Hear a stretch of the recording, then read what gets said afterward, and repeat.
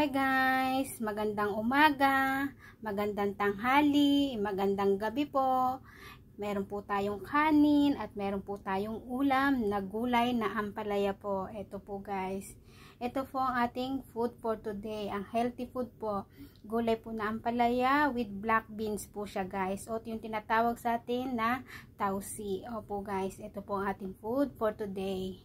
Kain na po tayo guys. Maraming salamat po sa suporta. Maraming salamat po sa panonood, sa kapamilya Kuletong, kahit hindi po kapamilya Kuletong. Thank you so much po sa inyong lahat, sa suporta, sa panonood po guys. Maraming salamat po. Hindi ko na po kayo isa-isahin, pero alam niyo po kung sino rin po kayo. Thank you so much po guys. Maraming salamat. Mag-iingat po kayo palagi, saan man kayo naroroon. Mag-iingat po palagi. And God bless po sa inyong lahat. God bless everyone. Bye-bye.